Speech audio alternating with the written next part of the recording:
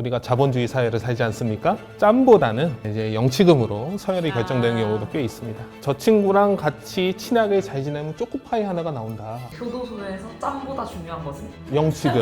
짧은 치마를 입고 가는 경우가 있다. 실제로 있는 건가요? 일단 저는 입어본 적은 없고요. 짧은 치마를. 안녕하세요. 뉴사이드 변호사들의 수다로 인사드립니다. 저는 진행을 맡은 석지호고요. 오늘 변호사님들과 함께 있는데요. 간단한 자기소개 부탁드립니다. 네, 안녕하세요. 저는 박중광 변호사이고요. 형사 전문 변호사로 10년째 활동하고 있습니다. 안녕하세요. 저는 형사 및 이혼 전문 변호사 겸 100만 구독자를 목표로 변호사의 일상을 담은 유튜브 채널 엠변을 운영하고 있는 이정준 변호사입니다. 반갑습니다. 네, 두 분 반갑습니다. 저 지난번에 박중광 변호사님께서 뉴사이드에서 여자 교도소에 대한 이야기 해주셨잖아요. 네. 저도 봤거든요. 또 반응이 너무 좋더라고요. 다 휴지심 덕분이죠.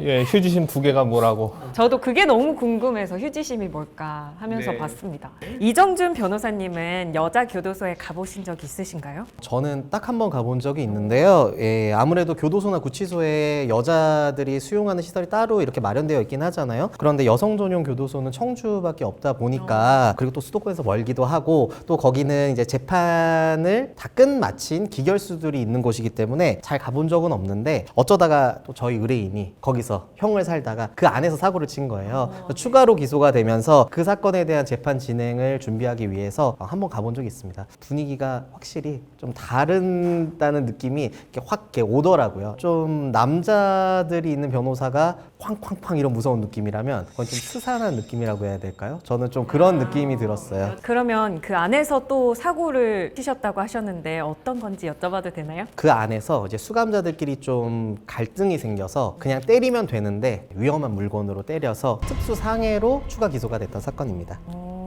그런 경우도 있군요. 근데 위험한 물건이 못 들어가게 돼 있지 않나요? 그런데 이제 뭐 그 안에서 플라스틱이나 이런 용품들이 있기 때문에 그걸 또 위험한 물건으로 봤더라고요. 아무래도 이제 재소자다 보니까 또 수사기관에서 좀 엄격하게 본 것 같아요. 책 같은 걸로 책 들고 때려도, 그죠? 그렇죠. 다 무기가 될 수 있겠네요. 네, 맞습니다. 네. 플라스틱을 막 어디다 갈아서 벽이나 책 뭐 이런 데 갈아서 무기로 만들 수도 있을까요? 저는 직접 못 봤고 박중환 변호사님 혹시 뭐 경험 있으시죠? 할 수야 있는데 이제 보는 눈이 많기 때문에 이제 우리가 외국 교도소에서 보는 경우는 다들 이제 인지를 잘 못하시는데 독방을 쓰는 경우가 되게 많아요. 죄수들 외국 교도소 쇼생크 탈출 같은 데 보면 혼자 방 쓰잖아요. 팀 로빈슨 혼자 방을 쓰죠. 근데 우리나라 교도소 같은 경우는 여러 명이서 한 방을 쓰기 때문에 남 몰래, 물론 교도관 몰래 만들 수야 있겠지만 다른 사람 몰래 그걸 만들어 가지고 뭐 어떤 무기로 쓴다, 이건 조금 어렵습니다. 교도소에서 여러 명이 지낸다고 말씀해 주셨는데 보통 몇 명이 한 방에 지내는 걸까요? 이제 교도소 과밀화가 이제 문제가 되고 있죠. 근데 어느 정도 수준이냐면요. 거의 2배 가까이, 그러니까 지금 청주교도소 같은 경우는 6평 정도고 6명이서 한 방에 지내야 되는 건데 지금 11명이서 한 방에 지내는 경우도 많습니다. 그럴 수밖에 없는 게 10년 전, 2014년 정도까지만 해도 이제 교도소에서 수용하고 있는 여성 수가 다 합쳐서 3,000명 정도밖에 안 됐어요.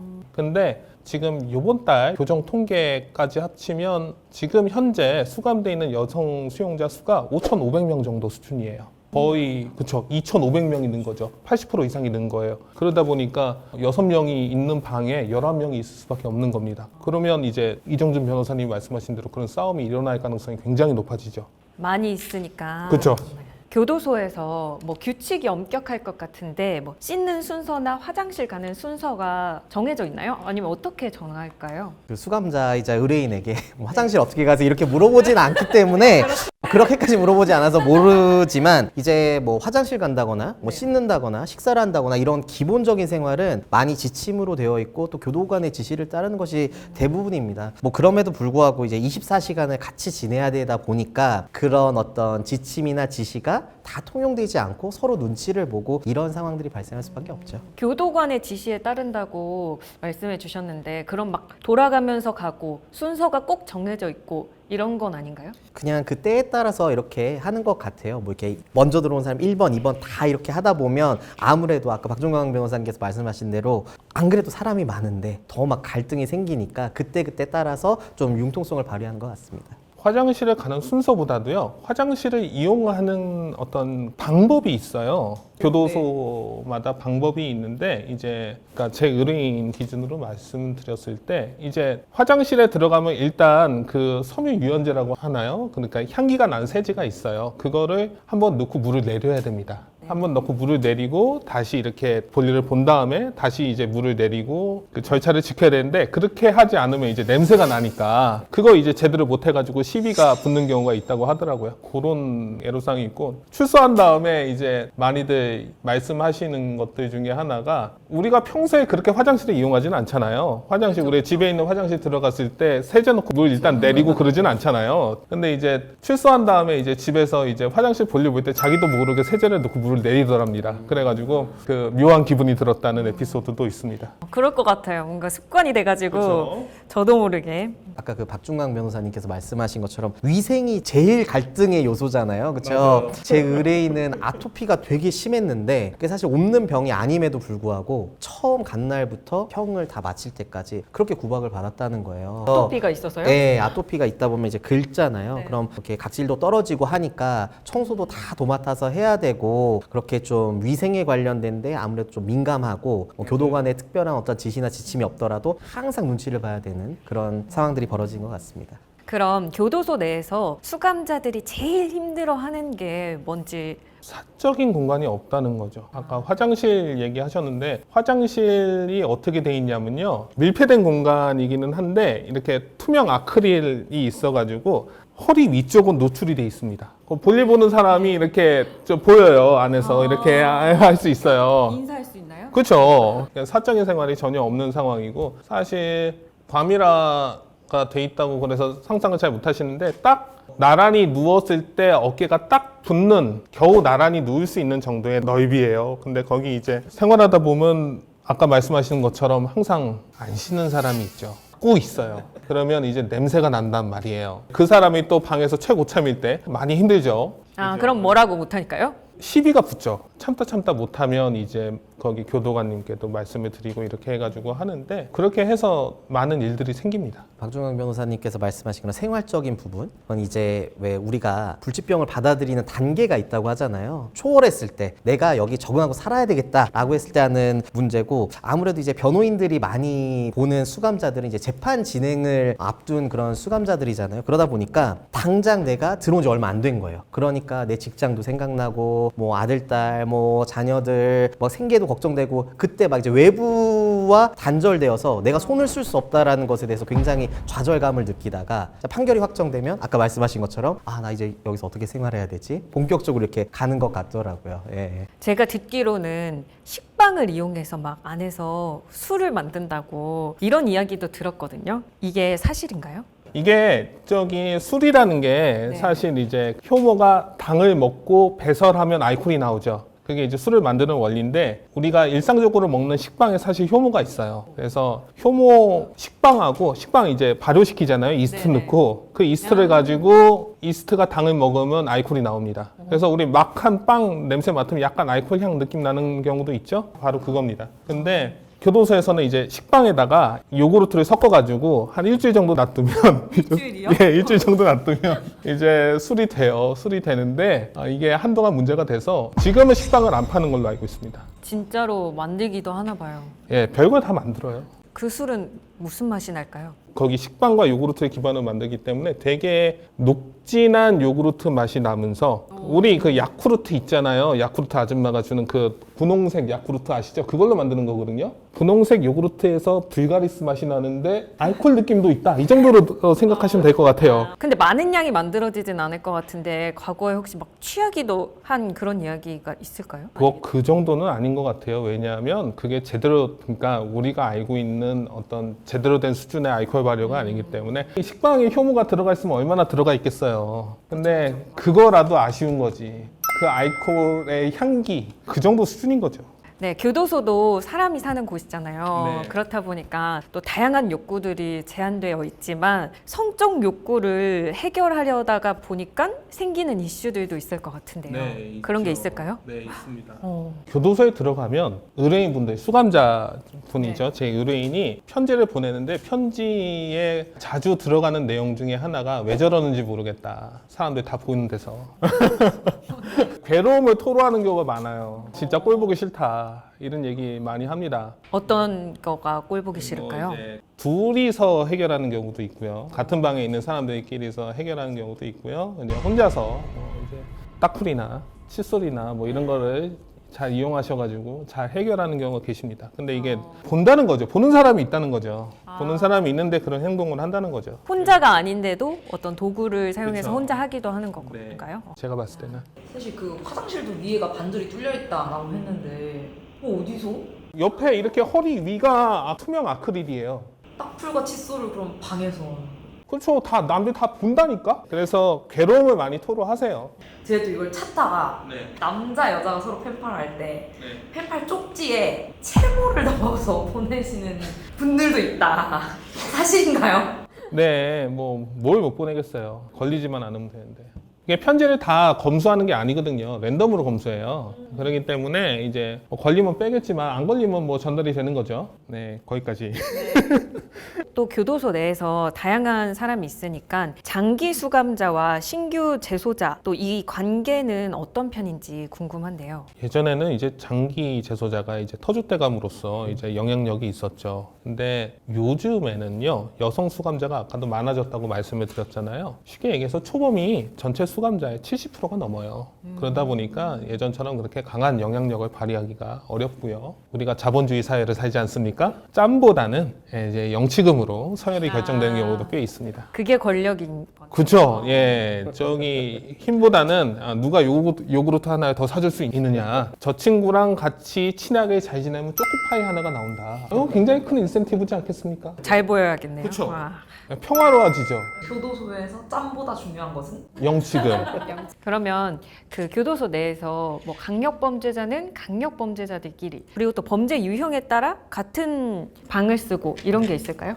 기본적으로 이제 교도소나 구치소에서 미결수, 기결수라고 하죠. 재판이 진행 중이고 판결이 확정되지 않은 채로 수감된 사람을 미결수, 그리고 이제 남은 형을 판결 확정 이후에 사는 사람 기결수라고 하는데 둘을 일단 나누고요. 근데 미결수 중에서도 뭐 성범죄방, 음주운전방 이렇게 좀 나누긴 하는데 이것도 뭐 케이스 바이 케이스인 것 같고 아까 박중광 변호사님께서 말씀하셨지만 영치금이 제일 파워고 그렇지 않고 이제 강력 범죄자들끼리 모여 있는 방에는 서로 안 건드립니다. 호랑이랑 사자가 같은 우리에 있으면 싸우지 않잖아요. 그런 것처럼 거기서는 잘 싸우지도 않고 또 초범 70%에 해당하는 초범들도 자기 일 하기 바빠요. 밥 먹고 나서 반성문 써야지 또 서신 보내야지 뭐 하다 보니까 싸울 새도 없어서 오히려 방판사라고 하잖아요. 그래서 내가 뭐 들어봤는데 이러면서 뭐 썰도 풀기도 하고 도움도 주고 그리고 그 영치금이 제한이 있으니까 네. 어떤 자랑까지 하냐면 내가 이런 변호사 썼는데 얼마 주고 했다. 그러면 이제 또 파워가 생기는 거죠. 그래서 접견을 가면 웃긴 경우가 자기 사건 말고 질문 리스트를 쭉 적어와요. 그러면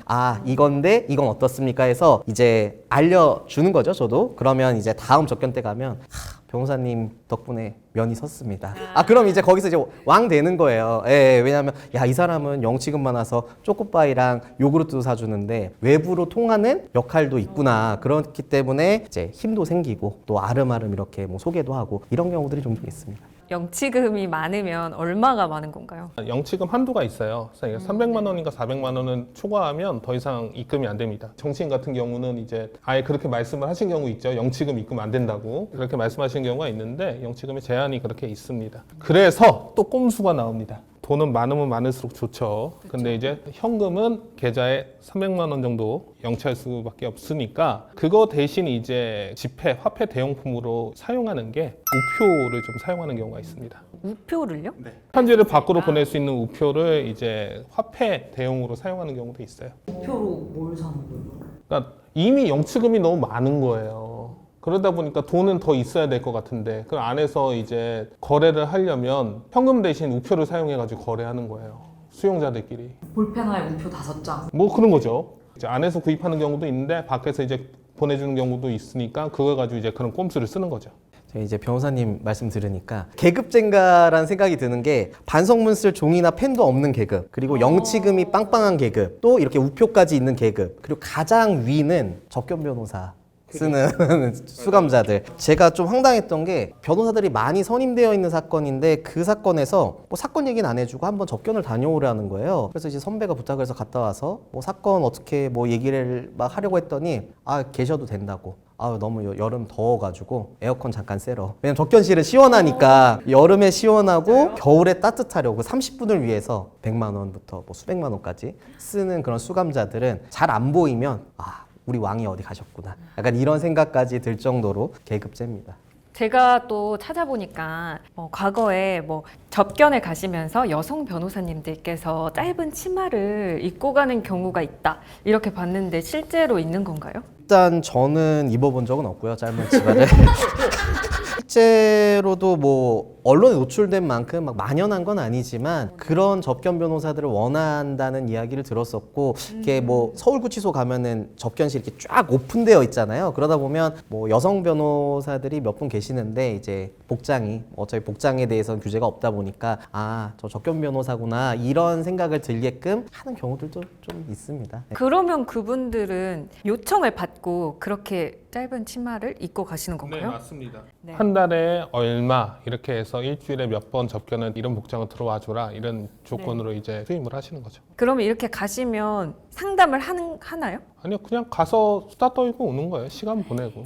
그럼 아까 말씀하신 부자, 뭐 재소자 이렇게 30분간 에어컨 쓰려고 하는 그런 분들이 이렇게 하는 경우가 있긴 있는 거죠. 그쵸. 이제 우리가 막 어르신들이 그런 말씀을 하시잖아요. 더울 때 시원한 데서 일하고 추울 때 따뜻한 데서 일해야 된다. 공부 열심히 해라 막 이러듯이 재소자들도 마찬가지예요. 그 30분의 시간을 매일매일 쓰는 게 자기 뭐 1, 200 쓰는 것보다도 훨씬 더 가치 있는 일이다 느끼면 뭐 계속 쓰는 거죠. 어차피 변호인을 접견할 권리는 헌법상 권리이기 때문에 예, 보장이 됩니다. 또 뉴사이드에서 다양한 범죄자들을 다루고 있잖아요. 교도소에서 과거에 전청조 씨가 한 것들이 화제가 되고 있더라고요. 뭐 남성 재소자와는 혼인 관계를 맺고 펜팔로, 그리고 여성 재소자와는 또 연인 관계를 맺고 이런 걸 봤는데 이런 사기 행각이 교도소 내에서도 가능한 건가요? 네, 가능하죠. 펜팔을 하니까 펜팔이 허용되기 때문에 가능은 한데 이게 제가 확인해 보니까 지금 수감돼 있는데 지금 수감되기 이전에 그때 이제 일어난 사건이 지금 이렇게 이슈가 돼 있더라고요. 펜팔을 하면서 남성 재소자하고는 이제 가상 혼인 관계를 맺고 안에서 또 다른 여자 수용자하고는 이제 연애를 하는 관계를 진행했던 것 같습니다. 인기가 진짜 많으시네요. 인기가 많은 게 아니라 이제 상대방이 필요한 거를 잘 채워주는 것 같아요. 그게 어떤 형태로든 그게 이제 바람직한 형태가 아니어서 또 들어가 있지만 소통이 필요한 절실한 공간이기 때문에 그거를 이제 매개로 해가지고 역으로 보면 그런 관심을 좀 받고 싶어 하는 게 아닌가 그런 생각도 듭니다. 그러면 교도소 내에서 실제로 펜팔로 뭐 혼인 관계를 맺고 이런 것 자체가 가능한가요? 네, 가능합니다. 뭐 편지 주고 받는데 거기 뭐 여보 당신이라고 하는데 뭐 뭔 상관이겠어요? 근데 사실은. 실제로는 아닌 거죠. 실제로는 아닌 거죠. 그럼 나와서는 남남인가요? 나와선 대부분 남남인 것 같은데 저는 거기까지는 받아봤어요. 펜팔 하던 의뢰인이 이제 남자 쪽이 먼저 나갔잖아요. 네. 그래가지고 이제 나가서 이제 찾아온 겁니다. 접견 와가지고 찾아와가지고 이제 기분 좋다고 저한테 편지 보낸 것까지는 봤습니다. 펜팔을 진짜 많이 할 것 같아요. 근데 그걸 어떻게 구해서 어떻게 하나요? 어렵지 않아요. 교도소에서 온 편지를 보면 주소를 쓸 필요가 없어요. 교도소에서 교도소로 보낼 때에는 서울구치소에서 수원구치소로 보낼 때에는 주소 쓸 필요 없이 수원구치소 수용번호만 쓰면 돼요. 그래서 편지 보내는 게 전혀 어렵지 않습니다. 그러면 기존에 편지 주고받던 사람들 통해서 소개받는 경우도 있고요. 아니면 이제 다른 어떤 수단들 여러 가지가 있습니다. 뭐 펜팔 브로커도 있어요. 그 연결해 주는 건가요? 연결해주는 사업자도 있는 걸로 알고 있어요. 그게 뭐 합법인지 불법인지는 잘 모르겠는데 어쨌든 허용이 되고 있습니다. 펜팔 알바하시는 분도 있으니까. 펜팔 알바는 어떻게 하는 건가요? 아니 그냥 돈 받고 편지 보내는 거예요. 근데 뭔가 편지 내용은 진심으로 뭐 아니 여러 가지 옵션이 있습니다. 예. 어떤 옵션이 있을까요? 아니 그 사진 자체를 보낼 수는 없으니까. 묘사를 하거나. 그렇죠. 뭐 그런 묘사력이 뛰어나신 분 같은 경우에는 일감이 몰릴 수도 있겠죠. 네, 예. 뭘 묘사하는지는 모르겠지만. 펜팔도 막 서로 주고받고 한다고 하시니까 너무 신기하고 막 재밌는데요. 이제 교도소를 오가면 교도관님들도 만날 것 같은데 그때 들은 뭐 1급 비밀 이런 거 있을까요? 교도관님한테 듣는 건 아니고요. 일반적으로 이제 안에 들어가게 되면 이제 변호사님들이 통상적으로 한 번씩 겪는 그런 과정이 있는데요. 의뢰인이나 재소자가 꼭 누굴 소개시켜 주려고 그래요. 그게 이제 실제로 소개시켜 주는 건 아닙니다. 그렇게 이제 블러핑을 치는 거예요. 그러면 또 자주 찾아오고 관심을 가져주고 수임할 수도 있는데, 근데 그렇게 해서 사건을 수임하게 되는 경우는 대부분 이제 변호사들한테는 되게 염가인 경우, 거의 반 덤핑 수준으로 이렇게 저렴한 가격에 이제 사건을 맡아달라 이렇게 요청을 하는 경우가 많습니다. 결국 그거를 미끼로 아까 말한 것처럼 이렇게 나오는 것 자체가 어드밴티지거든요. 네, 접견실에 접견 접견을 한 번이라도 더 하기 위해서 그렇게 이제 뻥을 치시는 경우, 혹은 전혀 실속이 없는 사람들을 소개시켜 주는 경우가 꽤 있습니다. 아, 그럼 소개시켜 주신다는 게 이제 변호사와 고객으로서 다른 사람을 소개시켜 주려고 한다는 거죠? 예, 다른 위결 수용수가 다른 누구가 있는데 변호사님 제가 이 사람 소개시켜 줘도 될까요? 이렇게 하고, 그러면 또 그 사람도 그렇고 이 사람도 그렇고 그렇게 해서 한 번 더 저랑 접견할 수 있으면 좋잖아요. 자기들은 이제 방에서 나올 수 있으니까. 변호사님들은 이제 내가 드디어 소문이 좀 돌았나? 나 이제 교도소 안에서 잘하는 변호사로 소문이 난 건가? 이렇게 이제 훅 할 수 있거든요. 그렇게 해서 이제 몇 번 더 접견을 가게 되는 거죠. 그걸 노리는 거예요. 교도소니까 다양한 일들이 일어나고 또 기억에 남는 에피소드도 있을 것 같은데요. 가장 기억에 남는 에피소드 뭐가 있을까요? 에피소드라기보다 제 어떤 교도소 변호인 접견에서 가장 기억에 남는 한 장면 같은 게, 그 교도소 구치소 아래 박정원 변호사 아시겠지만 지소라고 있잖아요. 그렇죠. 지방에 보면 거기는 진짜 열악해요. 길이 정말 이런 꼬불꼬불 시골길을 20분을 달려서 가면 여기 무슨 귀곡산장, 너무 옛날인가요? 귀곡산장처럼 이렇게 건물이 하나 있습니다. 그럼 거기가 이제 지소인데, 보안 검색도 이제 막 하고 지나가면 저는 그때 충격받았던 게, 이렇게 디귿자 건물인데 다 무슨 빨랫줄 걸려 있고, 왜 그 다큐멘터리 보면 지상 최악의 교도소를 가다 이런 게 야 우리나라에도 있구나 이런 느낌이 드는 거예요. 그래서 접견실까지 가는데 이제 혼자 가니까 너무 무섭더라고요. 심지어 저 의뢰인이 뭐 그 지역에서 좀 주먹 좀 쓴다는 의뢰인이었고, 게다가 1심에서는 다 부인했어요. 나는 내가 왜 그러냐, 이거 그냥 시비 붙은 거다, 정당방위다, 이런 말도 안 되는 주장까지 했었는데, 이제 허름한 접견실에 갔더니 순한 양 같은 그런 순한 양 같은 사람이 한 명 앉아 있는 거예요. 그래서 물어보니까 여기서 더 이상 못 있겠다, 내가 다른 데도 가봤는데 여기는 정말 있을 곳이 못 되니까 합의 좀 제발 해주세요 변호사님. 어디서 나왔는지 이제 그런 본인의 마지막 양심과 합의금이 막 나오기 시작하고, 이제 항소심에서는 집행유예로 풀려났던 사건이 있었는데, 제가 그 덩그러니 이제 딱 거기 있던 그 장면이 아직까지 좀 잊혀지지 않습니다. 거기에 막 더 못 있겠다 이러는 게 시설? 아니면 분위기? 뭐 때문일까요? 시설도 시설이고, 교도소 안에서는 그런 잡범들일수록 좀 생활하기가 더 힘들어요. 아까 말씀하신 것처럼 씻질 않고, 그 다음에 잃을 게 없고, 그런 사람들이 제일 무섭잖아요. 거기는 이제 철저한 규율에 따라서 생활하는 데인데 그것조차도 안 듣는 사람을 보니까 이제 회의감을 느낀 거죠. 내가 밖에서나 주먹이지 여기서는 그냥 순한 양이구나, 그런 생각을 했던 것 같습니다. 교도소에 대한 이야기들 많이 해주셨는데요. 저는 진짜 처음 듣는 게 너무 많아서 좀 신기하기도 하고 재밌기도 하고 다양한 생각이 들었습니다. 교도소를 드나드시면서 느끼시는 게 많을 것 같은데요. 이 경험을 통해서 또 법정 밖에 있는 시민들에게 전하고 싶은 메시지가 있다면 무엇일까요? 착하게 살아야 되겠죠.